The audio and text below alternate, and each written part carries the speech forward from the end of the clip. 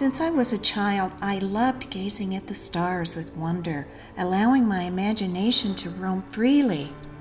The universe seems to be a place of eternal creativity, eternal dreaming. And I have found, while the outer universe may be where worlds are dreamed into being, my inner world is where I dream myself into being.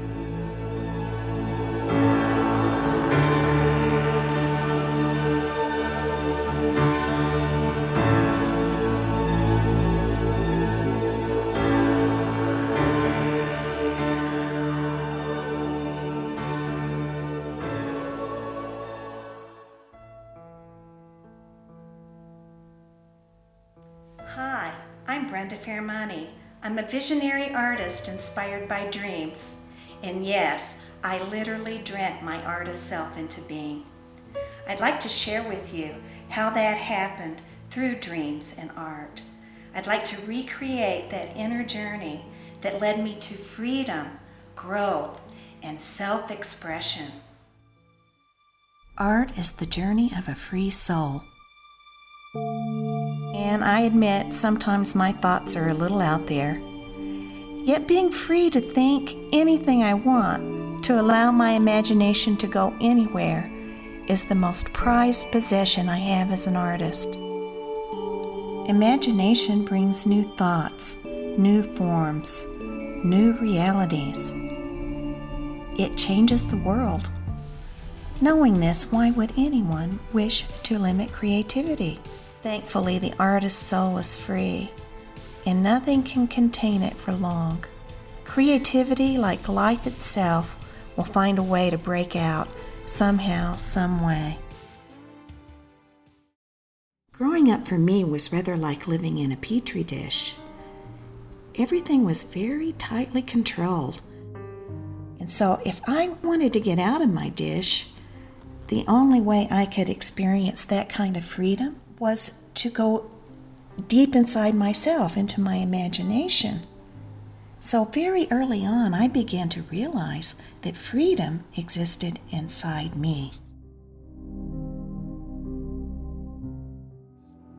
No matter how strict and oppressive my outer world seemed, I always knew that there was a place inside me I could retreat to that was totally free. There I kept my artist self safe, and I could imagine faraway places and fantastic worlds. I kept this part of me quiet for years. Yes, I was blessed with an artistic talent that was obvious at an early age, but it had no place to go. All outside avenues seemed closed. By the time I was an adult, artist was only a whisper in my heart.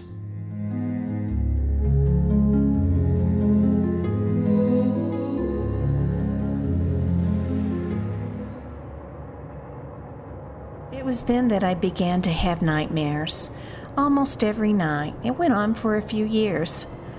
I was always flying and would be pulled down. Sometimes I'd be caught by murderous hands.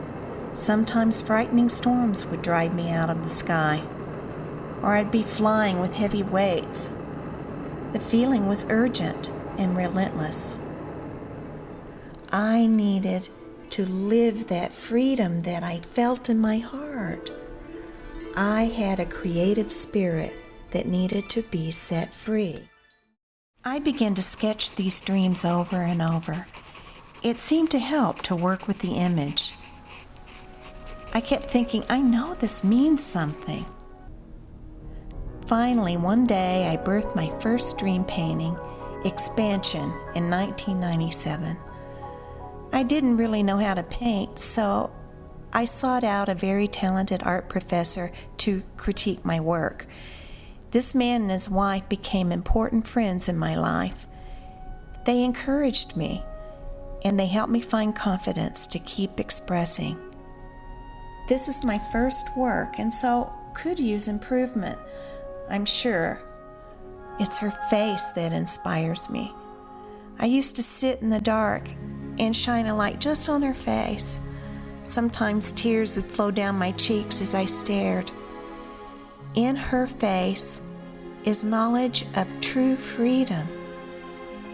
I wish everyone could have this feeling. The only way that we can live is if we grow. The only way that we can grow is if we change. The only way that we can change is if we learn. The only way we can learn is if we're exposed.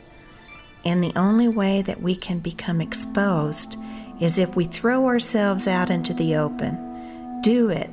Throw yourself. Now that I knew that I wanted to paint, what should I paint? Should I continue to paint dreams? I loved contemplating spiritual things. It seems to come naturally.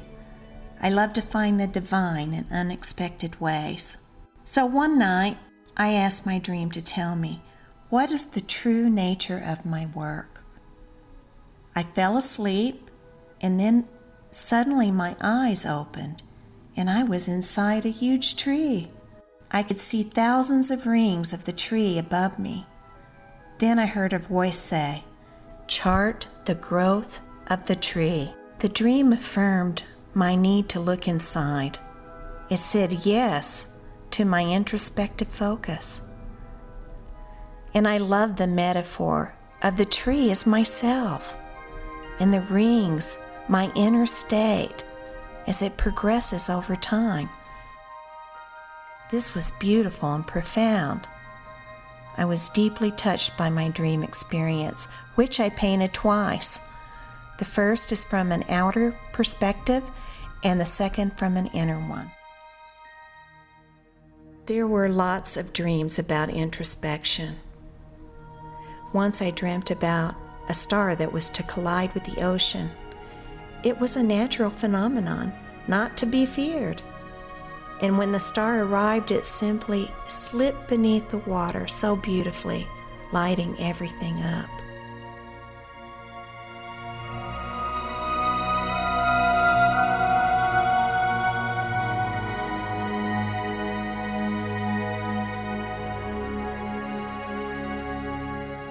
So, in a short time, working with these images and dreams, I had grown a lot. After this huge growth effort, I thought I was home free. I thought I had it made. But I was wrong. The stage was only set for another powerful lesson about myself. I was to learn that those hands that grabbed me and pulled me out of the sky also lived inside me. Oh yes, in me. Right alongside the freedom was my own resistance. One night I dreamt presences were all around me. I couldn't see them. I could only feel them. I was so frightened I couldn't move or speak. I was paralyzed. I kept trying to yell until out came, "I hate you. I hate you all." I sketched this nightmare in my journal next to my dream, which became my self-portrait eventually, which I call Dark Night. Okay, so I had done a lot of inner work, and I had cleared the way so that I could be an artist and work in my beautiful studio and be so prolific, yet I could hardly move. And my dream was showing me that.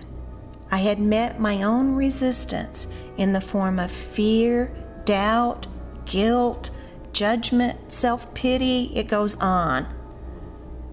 I was my own prison.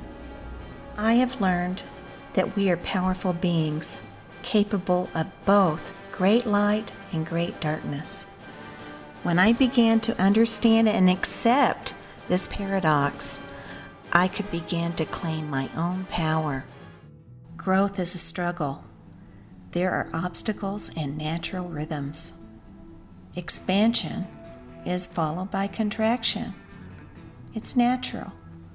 Systole and diastole are the heart's rhythms of opening and closing.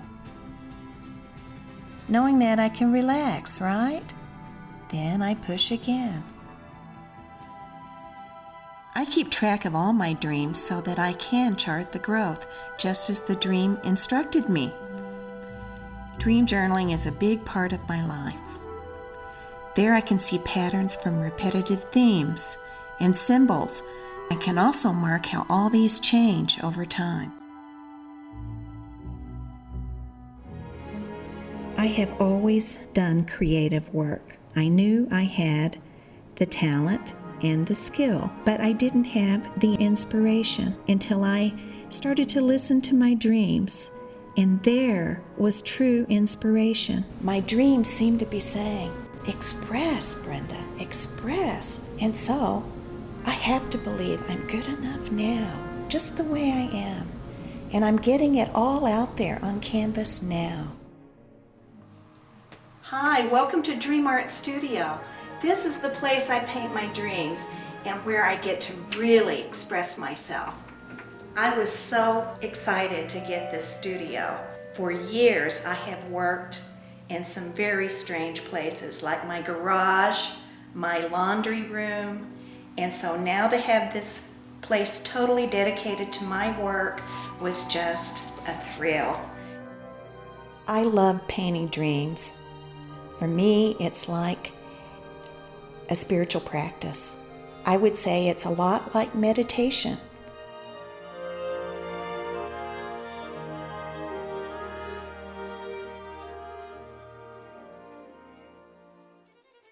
People often are curious about my process, and I have to say, compared to other artists, mine is not elaborate. I'm not experimenting with lots of different mediums. I found a medium, acrylics, and I feel very adept in this medium. This is the great dreamer. What I imagine sometimes when I contemplate the universe, that there's a great dreamer dreaming all this, dreaming me, dreaming everything. And so sort of inspired by doing this video. People often wonder how it is that I remember so many details in my dreams in order to paint them. For me, it's easy. It's a kind of dream re-entry or active imagination exercise. I've really learned to trust my intuition and to allow the unconscious to come through. I've chosen to paint dreams realistically because I want to convey just how real this dreaming dimension is. So that is also a challenge for me. How do I express some of the strange things that occur in dreams in a realistic way? Almost every painting will present something that's very difficult. The dream I Am Salmon is about my spiritual call home, my special purpose as an artist, and my place in our collective human struggle. The dream begins with me in the spirit realm, and I ask Spirit for a name. They give me the name Salmon, and they say, because you try so hard, and through your struggles, new creation is born. I found what I'm passionate about. With this new meaning, I go on a journey. The passion I feel for dreams has given me a whole lot to speak about, as in this painting, Whale Speaks. This painting depicts a dream where a killer whale comes out of the ocean and he's speaking on camera. Quite often my dreams require that I go deep into my pain, but this has always been good for me. Something good always results. As you can see in my paintings of water, something new is emerging. A new commitment, a new passion, a new way of living, a new identity, and a new way of expressing. I do enjoy writing about the artwork. People do ask about, what does this mean, what does that mean? And so I have written numerous articles, and I'm very fortunate that they've been featured in Dream Network magazine and Dreamtime, and the artwork on the cover.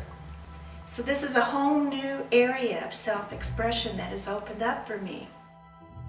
I love this expression that I've heard from one of my favorite dream teachers, and it is that dreams are globally personal.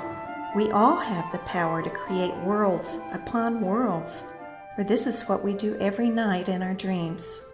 For anyone who has a really beautiful goal and they keep putting it off because of their outer circumstances, I invite you to consider what happened to me. To sum it all up, I had to bring into my conscious awareness what I already knew deep down inside, the truth of myself, to honor it and express it.